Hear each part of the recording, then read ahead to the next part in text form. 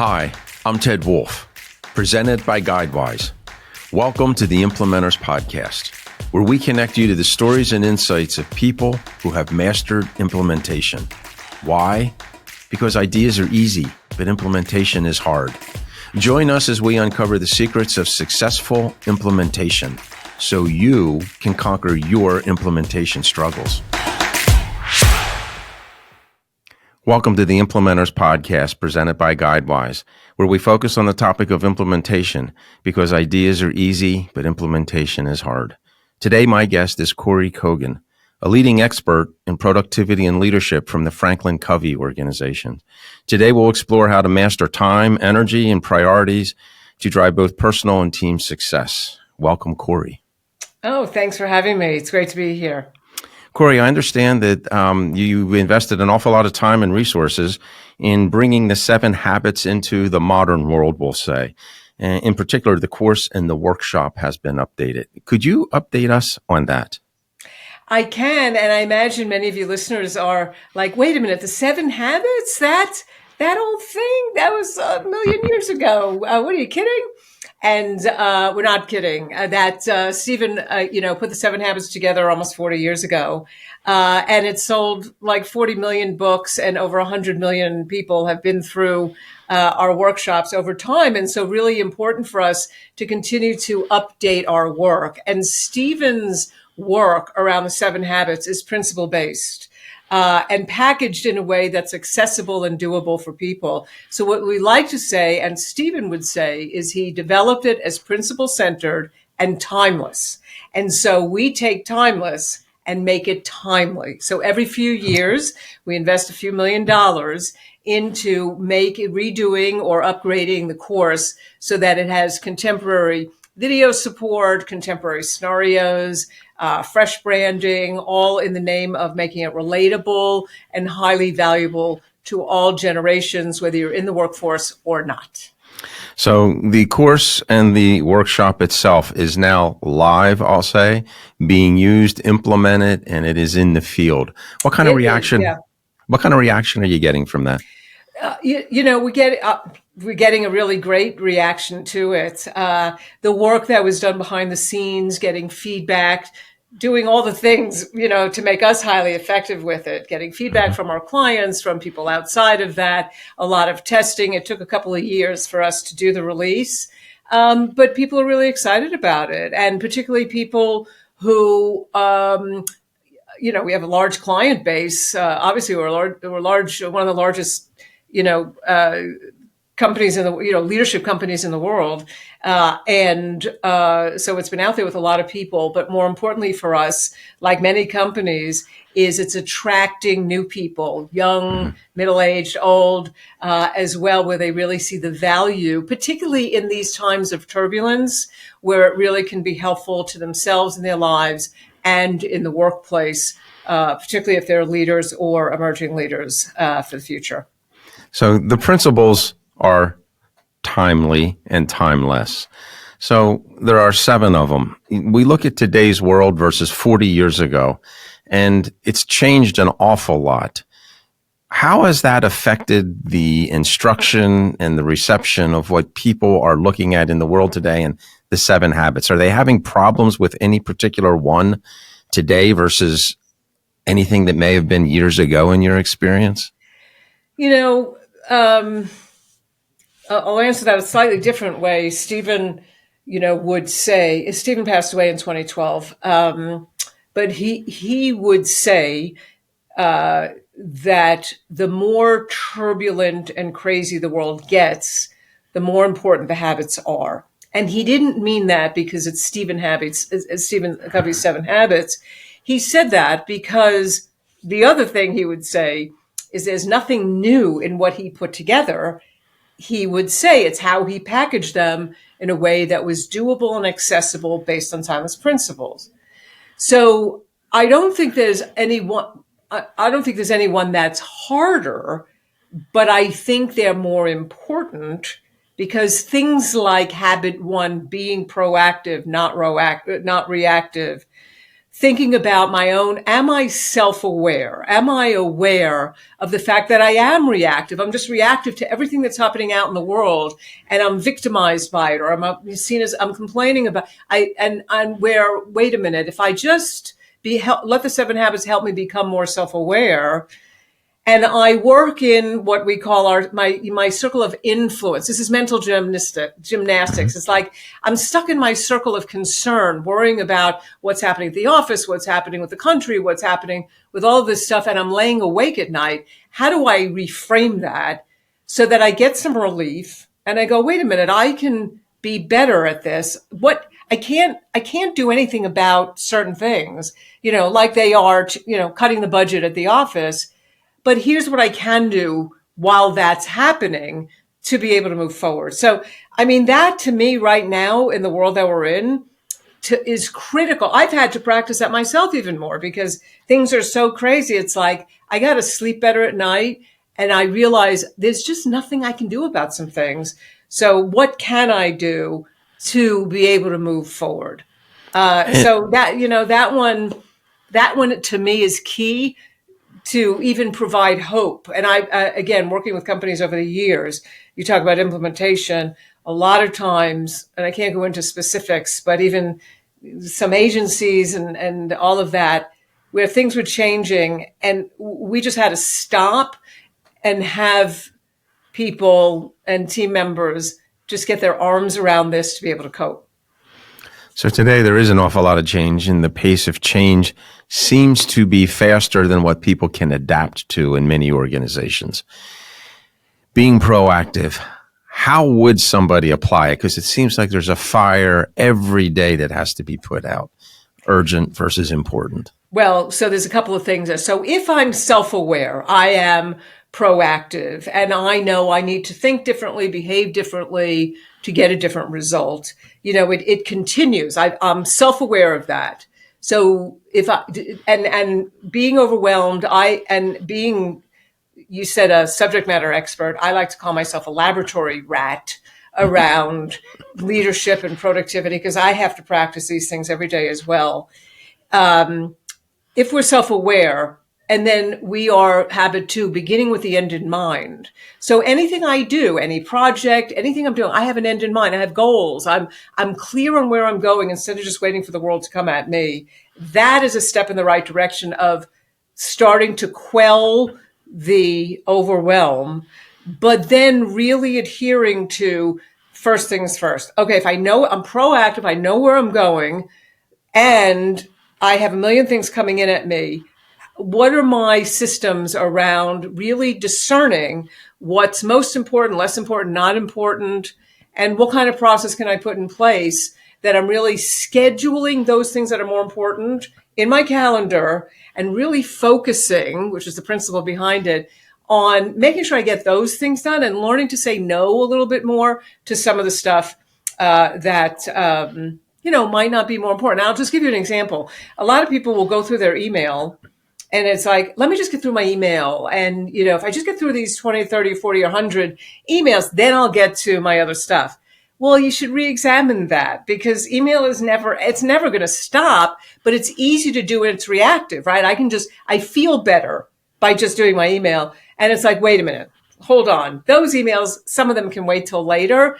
I've got this project that I've been avoiding that's really important that I need to get done. So putting first things first, and doing a couple of things there to help quell the overwhelm. You mentioned in the very beginning of that response, you need to become self-aware so you can become proactive. How do you help people become self-aware? A lot of people will say this to me. So one of the things that Stephen said, and he wasn't a neurologist, but this was a core principle that I have had to practice. You might be able to tell from my accent. I was born and raised in New York City. I live in Tucson, Arizona. I come from, we're just naturally reactive as a family. I'm an operations executive. I'm to the point and all of that. This principle I've had to practice to not ruin all the relationships in my life around this idea that there's a space between stimulus and response. Right? That and all that. And Stephen was not a neurologist, but that has been proven to be true, that we have the ability to not just say the first thing that comes out of our mouth, because I'm sure we've all hit the send button and wished we could take it back. And so when we get aware of that and do something even simple like count to 10, and you see me sort of pausing there, because a lot of times we want to react. It feels good. That's why I say I'm a laboratory rat. I know what that release feels like. Just, do it because I said so, or, whatever it might be. But that principle of there's a space between stimulus and response. If I can just count to 10, think about what reaction am I getting that's not a good one, whether it's with my leader, with my family. What should I do differently? How can I behave differently? Because what result do I really want to get? And this could be personal. I'm pointing this way because it's my family out there. It could be personal, could be at work. What do I want to do differently about that conversation next time? How should I react in order to get a different result? And then how do I make sure when I'm under pressure in that moment that I execute on that? It's a 4-step process. Stephen calls it the 4 human gifts. But it really is about what am I doing now? What outcome am I getting that's bad? What outcome do I really want to get? What am I going to do differently next time? And can I do it under pressure? That's how you do it. And it's not easy. So if Stephen were here with us today, where would he place emotional intelligence in those 4 steps? All the way through. And so it's through the 7 habits. Actually, emotional intelligence and the 7 habits are perfectly aligned. So when you think about the 7 habits around what Stephen called the private victory, be proactive. If you know Daniel Goleman's work around, he popularized self-awareness, self-management, social awareness, and relationship management. I really appreciate the way he simplified that. Being proactive, beginning with the end in mind, and putting first things first is self-awareness and self-management. The next 3 habits, think win-win. So mutual benefit between I'm very aware of another human being or other human beings. Seek first to understand, then to be understood. And synergize are social awareness and relationship management. So the 7 habits process, if you will, is an emotional intelligence process as well. Yeah. Today, I think more and more people are aware of the term because of books like Daniel Goleman's book. Yeah. And very much more accepted. I know when I was in college years and years ago, we were taught take emotion out of business and just make business decisions. And that was probably the worst advice I got, to be honest with you. So when you're going through that and you want to be proactive, you don't want to just react to fires. You want to have a process orientation, people working together. How does that lend to the second habit of begin with the end in mind?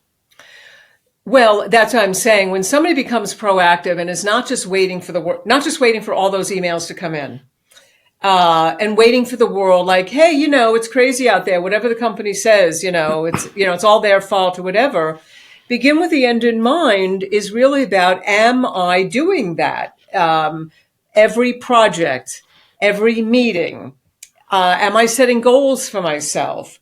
For the 7 habits, very famous. Ultimately, Stephen talked about a mission statement. So where do you want to end up, whether in a number of years or the legacy that you want to leave? So it gives you a North Star that your brain requires to be able to make good decisions about how you're using your time. So it's really key to self-management. Mm-hmm. How do you help people define what that end in mind is? Because some people, I think, have a difficult way of approaching or difficulty being able to define where they want to be in a year, 2 years, 5 years from now. Well, there's no magic bullet. on that. But what we ask, one of the exercises we do that's, first of all, in the course, there's a number of exercises that we do to help people, we say, as Stephen would say, detect their mission. So we help people think about, what experiences have you had? What relationships do you have and do you want to have? What are you thinking about for your career? So we do sort of this, stream of consciousness with them to start writing and thinking about, all of that. And out of that, how do you want people to think about you? Out of that helps start to draft, what legacy do I want to leave, whether in 5 years or 10 years or at the end of my life, kind of thing. So that's helpful to them. The other thing we do is a really fun exercise. It's brand new, called backcasting. It's the opposite of forecasting. Some people know it as visualization. We ask people to say, think of something even 3 months from now or a year from now you want to accomplish. So we try to make it easy for them. And then we say, make believe that you did it. You've been successful. You reached your sales goal, as an example. Now tell a partner, as you're standing there a year from now, what did it take to get there? And it's amazing because they start to, close their eyes and they start to say, well, I had to make, 50 phone calls a week. And then I, went and anyway, they start to lay out the steps, almost like project planning and backwards. Visualization is very popular in the military and with athletes and stuff like that. Mm-hmm. And when we say, how did that feel to you? What did you learn? It's like, I feel confident that, I can set that goal. So it's those kinds of things. So it's a number of exercises to help people, come up with their ends in minds. But I'll tell you, the low-hanging fruit is, how many unproductive meetings have you been to in your career? That's the reaction. We've all been to them. Why? No agenda, no outcome, projects that never finish, no clear outline. And so, beginning with the end in mind, if we just become aware of that, and even in the simple things we do in our day-to-day work, will make a difference. So again, thinking back with Stephen, and I have to admit, it's been years and years and years since I read The 7 Habits the first time. And I also did the Franklin Planner years and years ago. Very instrumental in my business experience. What was his end in mind? What inspired him to write the book, The 7 Habits, and actually put that all in motion? Well, he was a professor at the university and did a lot of work around human interaction, human perception, and stuff like that. And his, I think his mission statement was live, love, leave a legacy. And that he was always committed to that, to leave a legacy of helping other people, being the best person he could be, but of real contribution to the world and passing that on to others. So one of the things that I know stuck with me in using the 7 habits was put first things first. Mm-hmm. How do you establish priorities? I had so many conflicting needs and urgent needs in the business. I had to sit back and say, what's the baseline? What am I really trying to get so that I can establish my priorities? How does the new workshop address that? In a number of fun ways. We have an exercise called time management chaos. So we put people into groups, and a few people have roles, they have cards or, whatever, and somebody's trying to say something or do something and they keep interrupting that person. And it's very real life because, so we're just putting people really viscerally in touch with that. And then what's been a really important part of FranklinCovey over the last, many years is what we call the time matrix process. And that process helps everybody identify, it's actually the confluence of the word urgent and important put together in a 2x2. And quadrant 2 are those things that are really important. How do we get clear on those things that are really important and then start to mitigate or eliminate some of the things in our life that are chronic crises that we always have crises, they're never going to go away, But some of the things we're procrastinators, we're waiting to the last minute.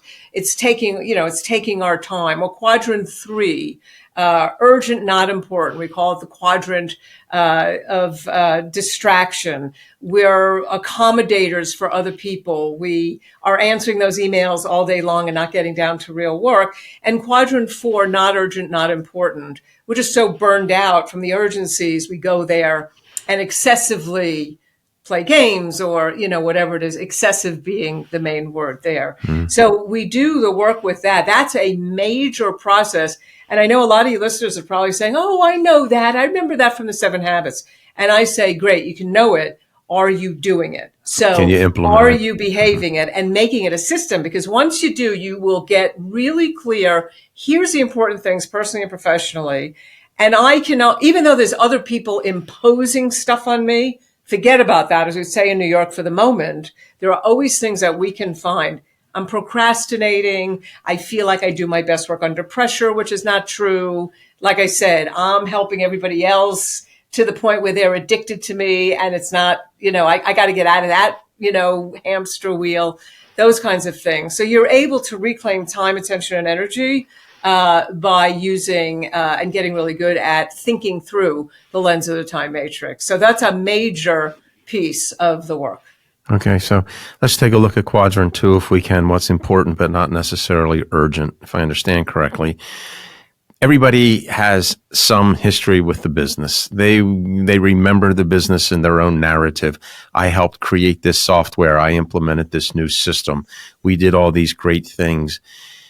How do you get people to leave that behind so they can focus on today's urgent matters? Because we have emotional attachments to that software that I created that I don't think we could ever get by without that. How do you move them beyond that difficulty of focusing on what's urgent today now?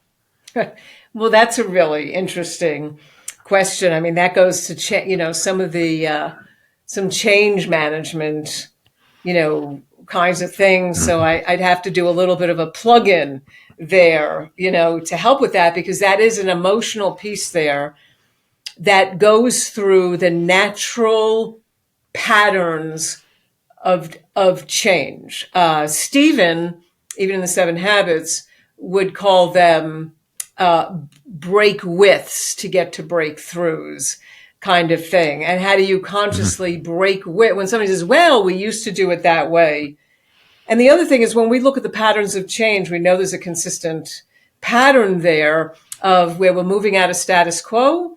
We're moving into disruption of change. We've got to think about, and this takes great leadership to help people through this pattern. But I'm in disruption. I don't like it, but somebody needs to help me see the benefit of it, to get me to go. And we call this the point of decision, to go, you know what? Okay, maybe I see. Let me give it a try. And I try to do something different. And I am now in what we call the zone of adoption, because I'm trying it. And the zone of adoption, if I showed you the diagram of it, is squiggly. It's not a straight line. It's a squiggly line, because as we're adopting new things, to your point, Ted, it makes us uncomfortable. And it's like, ugh, I'm so ashamed. I can't do it right. This isn't going to work. And we slide back down, and we never get to what we call innovation. We never get to the new behaviors. And we live in the world of, hey, we used to do it that way. So there's a plug-in of work that needs to be done here to help people move forward in quadrant 2 to be able to go, and so now this is what's really important. And it takes leaders really helping with that. So what role does discipline play in leadership in keeping everybody focused on quadrant 2 and what's important today? Well, let's go back to end in mind, and, some other leadership, things out there. First of all, leaders need to make sure that the people on their team know what their ends in mind are. And you would be surprised how many people aren't really clear, or are just asked to do activities and just aren't given clear direction, and in some cases are afraid to ask. So this idea of, well, where are we going? What's really important? And what is because so many times I hear workers that will say the priorities change every day. I don't know, nobody's clear. Mm-hmm. Or they're misinterpreted, which is a whole nother discussion. People assume what's important. So again, it's upon the leader to be able to create that clarity. The other thing that goes along with that in order to keep people in quadrant 2 is aligning those goals, those end in minds with purpose. Why are we doing this? And so the leader should be really clear with their team. Does the team know what the mission and the vision of the organization are, which are really important, versus just thinking the company is out to make money? And again, there's other sectors as well, but in that, that particular one. But do we know what the mission and the vision of the organization is? Do we know what the purpose of our team is? And if we know the purpose of our team, do I have clarity around what my role is and what my outcomes are in order to align with all of that and turn that into a contribution? Once you take somebody's job and turn it into a contribution, they will stay with you in quadrant 2. So that's a start. How do you lead and guide individuals, clients, in communicating what is going on, what's urgent, and thinking in that number 4 win-win type of mindset? So the idea of win-win, there's a couple of things with this. It's the principle behind it is abundance. And am I abundant, and that takes on a few meanings versus scarcity. So, even you think about some leaders who are the smartest leaders in the room, they want to do it all themselves. They don't delegate, all of that kind of stuff. That's where some of that, if somebody is self-aware and conscious and willing to change, that's where some of those things, there's break withs, some of those things. Mm-hmm. There's a win-win relationship here. You're a really smart person. I'm going to delegate. I'm very aware of you. I'm going to learn about what your talents are. And there's enough out there for both of us. I don't need to do your job. And I want you to be happy here. So in a win-win, it's a combination of, I want you to be happy here and fulfilled, and we need to, get results. Win-win, for both of us. So the whole, communication and leadership is absolutely key, based on a foundation of trust. And when people feel like a leader is behaving in a win-win kind of way, then, again, you're going to have people that are going to really want to volunteer their best efforts to accomplish the things that are in quadrant 2. Do you have any specific practical exercises in the workshop now to help guide people in developing a win-win attitude? Well, there's actually a really good self-assessment in there that I really like it, because it's a 1 to 5 Likert scale. I don't have it in front of me. On certain things, it's like when somebody gets a promotion, you're really happy for them. Is really good. On the other side, well, when somebody else gets a promotion with them, you think more about, why didn't I get it? That kind of thing. And I think it's new to this. I think it's really good, because for me, this is where it becomes not kumbaya. Like, so some people will say to me, well, I am, particularly since I have been, working on the 7 Habits for many years, I'm on the right side. And I really challenge them, and maybe this is just me, but I challenge them a little bit, because we are human, and our humanness.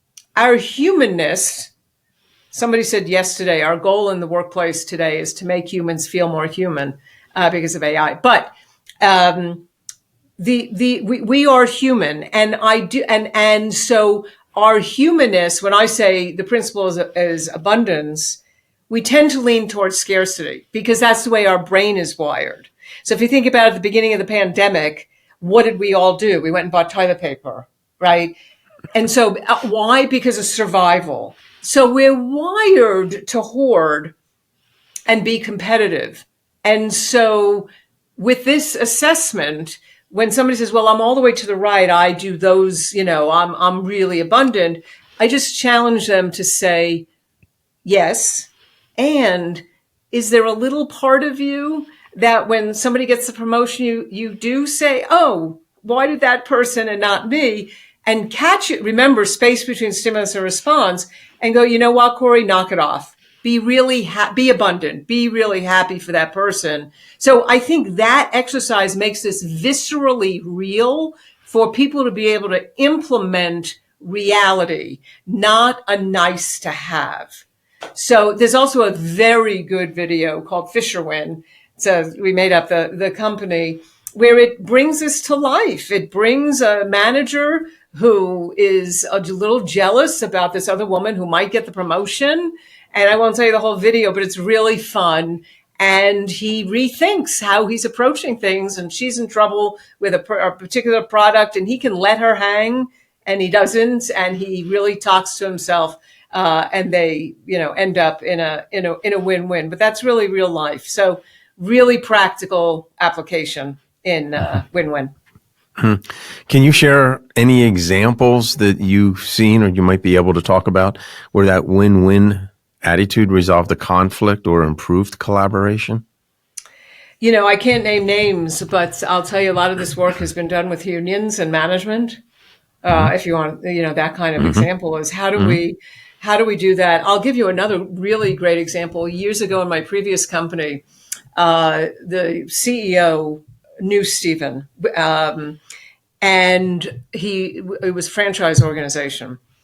And and I guess I can say this, there was a class action just many years ago, like 40 years ago, a long time ago. And there was a class action lawsuit against the franchisor. And this CEO who was brought in, he used the 7 habits to bring both sides together to create a win-win agreement. And not only did he create so again, it wasn't that simple, right? It was a lot of negotiation, but they all went through the 7 habits to be able to use the tools to move this forward. And they did. And at the time, again, a really long time ago, I was like 2. They created one of the most classic franchise agreements in the history of franchising at the time. It was very unique. It was very win-win, and became a benchmark for other franchisees. It went on from there to then, after doing all of that, they brought, the whole leadership team, everybody at my previous company went through the 7 habits. It became a culture. They brought, after that, all of the spouses in and partners in and put them through it as well. So it was more holistic around that. And then ultimately, after I had joined the company, the CEO and I was the EVP of worldwide operations, we would go around the world, and we never forgot what the previous CEO had done. And we continued, whether it was in Russia or wherever, we ourselves facilitated the 7 habits to make sure that our company overall, whether the corporate entity or the franchisees, continued with the 7 habits mindset around win-win, listening to each other, creative collaboration, because there's always stuff in a franchise to work on together, particularly when people don't report to you. So if those of you that don't know franchising, it's you have businesses, they don't report to you. They have guidelines, but it's a model of influence in working together. Okay, great. Follow with me if you can. Follow along. I have a theoretical big project I have to put into the business, and it's extremely important. I have to implement a new ERP system, and anybody that does that knows how difficult it is. So I'm going to use the 7 habits as a guide. I'm proactive. I've identified what's important versus what's urgent. I began with the end in mind. Here's exactly the way the system will work. Here's how we're going to start using it. I have the training involved. I have that all in place. We've established our priorities, how we're going to do things, and we are thinking win-win. We come to the fifth habit. Seek first to understand, then to be understood. And the way I see that applied in a very effective way is, let's just sit back here for a minute, take that deep breath. Let's make sure we understand what we're talking about. Let's make sure we understand what we're saying to each other. We're putting each other's mindset on ourselves and trying that cap on, if you will. And then we feel we can be understood, that we're all moving in the same direction. Could you comment on that? Yeah, I think you framed that up very well. And there's another component there. We're working on a project. There's a lot of people, there's a lot of things that go into a project. I just want to bring in the piece about empathy there. We're all on the same page. I am open to listening to others' ideas, which starts to move into 6, which it's hard to detach the two. But more importantly, this idea of empathy. Not everybody's going to feel great every day. Not everybody's going to do great every day. And it's really important for a project leader and for the people with each other to be able to listen, put themselves in the other person's shoes. And instead of saying, hey, listen, just do it because we got to get it done, but to really, particularly when they are emotional, whether they're emotionally in pain or if they're excited, that we are listening to them from their point of view, not our point of view, and helping them. Because we can get caught up in the speed of the day in like, listen, I just need you to get this done. I don't have time to talk about this. When you can tell that they're not really up to par. This idea of empathy, curiosity around what's going on, acknowledging that they seem concerned about the fact that they don't have enough time to do this. Did I get that right? Let me clarify what I'm hearing. Let's work it out together. That is just key to making sure that a project continues to run. And the project people who probably don't report to you because they're matrixed are like, working for Ted is just so good because when I'm not up to snuff or something's going wrong, he's just a great listener of what's going on and helps me think about how to solve my problems without just trying to fix it himself. And how do you guide or manage that individual? We all know in some organizations, some people just don't speak up. They follow, they go along. They're engaged, but they're not really engaged. How do you make sure, even through listening, you can ask 1,000 times, what don't you understand? How can we help you? This is how we interpret everybody's desire here. But when that door closes and everybody walks out in the hall, there might be a few people that say, I'm not buying into this, but they won't speak up in public. How do you manage through that? Sometimes you can't. To be honest with you, sometimes you can't. And if I haven't heard, if you haven't heard it, and where I thought you were going with this, there's some people that are quiet. They don't want to talk to you. I'm an introvert. I don't love being asked a million questions, or engage in some of the things. I mean, I like to be in my office. I like to do my work. I'm a leader of people. I know that doesn't work for everybody. So I think this awareness around different people's styles, I think is a very important component on this. If somebody is out there being inauthentic, like saying yes to my face or saying nothing, and then they're out there, whatever, I mean, that's a bit on them. And hopefully you have a good enough relationship with the other people on the team that some of the team dynamics help with that. Right? Because the other people on the team, and I've seen this happen, where they go, you know what, I don't think you're right about that, Tom. I feel, and eventually that person sort of takes their toys and goes home or comes around. If I hear of it, if I sense it, I might go to somebody and say, listen, I'm just sensing this. Did I get that right? Because, I'd love to, if you're willing to talk about it. And if not, let me know what you need from me so that we get on the same page with the same end in mind. It's not easy. I think that leads, though, very nicely into number 6. synergize. What does synergy mean to you? How do you define that word? Very simply, 1 + 1 = 3, 10, or 1,000. Synergy is the principle is creative collaboration. That, you are willing, you're coming to the table open-minded. And this is a bit of a process. You're showing willingness. You ask the question: are we both willing to talk this out, to come up with something that might be better than both of us? Are we willing to listen to each other on this? And let's throw some ideas out there. Let's create a safe space. And again, remember, we learned all this through all of the 7 habits, right? I'm self-aware. We're thinking win-win. We've practiced listening to each other. Now I'm going to value, I'm an introvert, you're an extrovert. You're a risk taker, I'm a risk avoider. We're putting all of that on the table. We know it. And so now that we know it, we're willing to be open. Let's throw some ideas on the table until we come to something that we go, wow, that's amazing.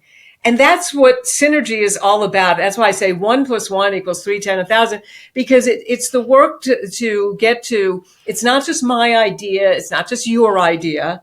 It becomes our idea based on us riffing on it a little bit. That's synergy. It's really fun. So I know in my own experience in bringing along organization that I ran and owned, I would bring people through habit 1, 2, 3, 4. I thought I had habit 5 down, got to 6, just couldn't get everybody working together. And I found that going through each habit, each one was a little bit more difficult than I thought, but they built on the preceding habits. Right. And I didn't get that at first. Could you speak to that? I can. I talk about this all the time. I would not suggest people pick out a habit. And I'll give you the exception to that in a moment. This is a story that's being told about sort of what I said.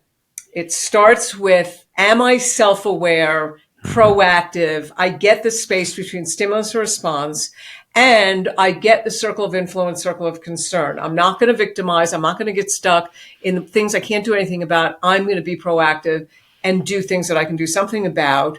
And if I'm doing that, then the first thing I'm going to be proactive about is get my true north. Where am I headed in everything that I do, personally and professionally? And then how am I going to execute on that by doing first things first? That's what we call the private victory. I am seen as responsible. That's an important point, Ted. I am seen as credible and responsible. So that's where Stephen Covey would talk about you're being seen as somebody credible and trusted. So I've accomplished that with the private victory. Now, and that again is Goleman's self-awareness, self-management. Now I'm ready to think through. This is an important, right before we get to the public victory, the connector to habit 4 is this idea of the emotional bank account. Getting socially aware of others. Do I have a good emotional bank account with Ted, where if I said to Ted, meaning we have a really good relationship, and if I said to Ted, hey, Ted, do you mind sitting in for me in that meeting? Because I need to do something.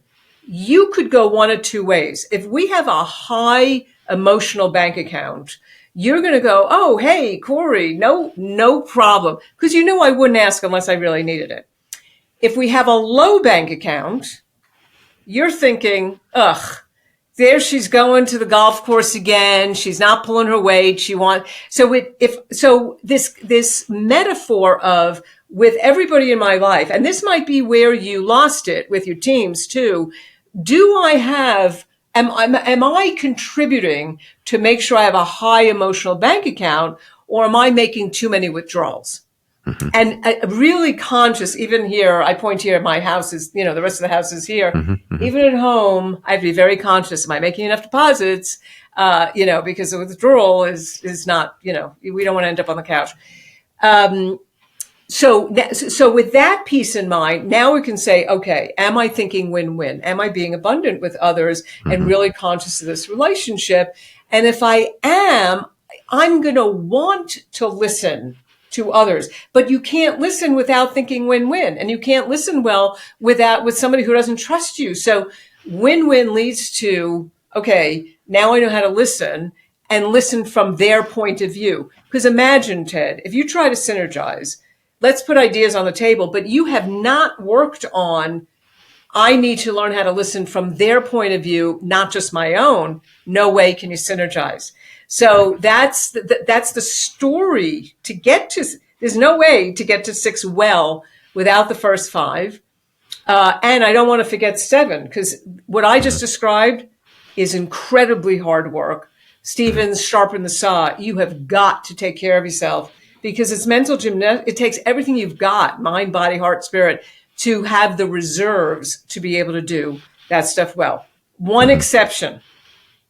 You might have a team of highly responsible people that are very self-aware, maybe are, they have their goals, they execute well, and they might be good, and we call those silos. Everybody's in their office doing really good work, and they may not need the first 3. They may need the public victory. Like, how do we think win-win? How do we go up from there? That's the only exception, and even that I'm careful about, because habit 1, be proactive. That idea about getting self-aware is really key. So what I found also, not just in my own organization, but other organizations I've been with, they could get through synergy, and they thought they made it. They thought it was done. We're there. Yeah. We got this nailed. Look how well we're working together. Financial statements are good. People are happy. Turnover rates are down. This is really working. But what I really found was they walked into, if you will, a comfort zone where they stopped being proactive and honest with themselves. They thought they were there. They didn't know how to stay there. And staying there, sharpening your saw, is the hardest of all the habits, because you have to have ungodly amounts of, I think, feedback coming in that are from the outside that's going to tell you where your flaws are, because you become blind to your success. Right. I think that's true. And, it's easy to fall off the wagon. So, like I heard you say, the first time you read the 7 Habits, I'm not saying people need to do this all the time, but even, I wrote the book on the 5 choices of, the path to extraordinary productivity. I have to remind myself to get back on scheduling the right way and say no to things. So, it's a work in process probably for the rest of your life, because your brain wants to take you back to, just the reactive, humans that we are. So how do you measure, if you do, a simple metric or measurement, progress in the 7 habits? Are there metrics you can put in place to say, okay, we know we're making it here. We are hitting the certain numbers we have to hit? Well, or is it really subjective? It doesn't have to be. First of all, we have an assessment so that people can take a pre-post and, ongoing on that. So that, that's helpful. I also, think that people can create their own scoreboards on this. I know how many times I've shot my mouth off here in the house and, or felt like I wanted to. And even if I just took a pad and marked each time I did it the right way, the wrong way, that's helpful. People wear rubber bands. That's a measurement, as well to do that. Am I planning every week the way I should? Yeah, am I, how are people reacting to me? So some of that is subjective, but the benchmark, the assessment is really the greatest measure of am I doing better? And it's a 360. So that's the greatest measure, is how are people feeling about me and how am I showing up out there? Awful lot of experience and wisdom, I'll say, went into putting the 7 habits together. If you could leave listeners with one key insight or principle from the 7 habits that has profoundly shaped your own life, what would that be? I think you could probably guess, because we talked about it together so much.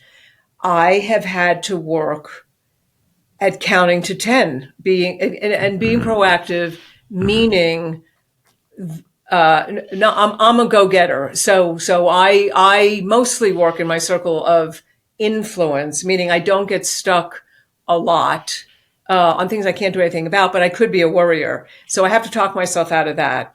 But my style is very black and white. It's to the point, and both in my personal and professional life, this space between stimulus and response has saved me a million times. If you had all day, I can tell you some amazing stories at airport. I mean, on an airplane. I mean, just amazing stories where I have shot my mouth off, but I knew the outcome because I knew I was not stopping and thinking about how to do this differently. So for me, with managing teams, knowing that I want people to bring their best, I've had to, it's easy for me to say, do it because I said so. So that idea of being proactive, space between stimulus and response, and behaving to get the results that are more effective is everything to me. Mm-hmm. Well, I agree that if you're not proactive and widening that space between the stimuli and response, you will not implement any change that you need to, because you will not be able to think and understand what that change is and what's required, and keep a level head about the whole thing. So very good information. Kory, what's in the future for you? What lies ahead in your world? Well, I love what I do and continue to, I love going out and keynoting and working on the 7 habits and continuing to work on evolving our leadership work. This new world of AI is, just brought a whole new dimension to human capability and all of that. So going to continue doing what I do now and pair that with some travel, personally as well, but continue to make the contribution that I'm making with audiences around the world. Well, Kory, I would say looking at your LinkedIn profile and doing some research for this interview, you're going to have a very lively and robust future, I'm sure. And you can tell you just give off that energy. So my compliments to that. If somebody wants to contact you personally, what's the best way to do that? LinkedIn is probably the best avenue. So I'm a quick responder on that. So feel free to do that. And of course, our website, Speakers Bureau on the website as well. Okay, Kory, thank you very much. This has been a great conversation. I appreciate your sharing your wealth of knowledge and experience that you have, and the best of everything in the future. Same to you, Ted, and a wonderful new year to you. Thank you.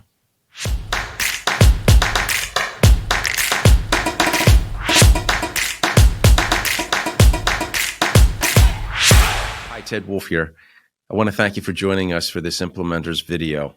The Implementors podcast is presented by Guidewise, where we, along with our vetted member community, recognize that ideas are easy, but implementation is hard. To learn more about getting things done with Guidewise, please visit us at guidewise.io. And to conquer your implementation struggles, please like and share this video and subscribe to our channel. Happy implementing.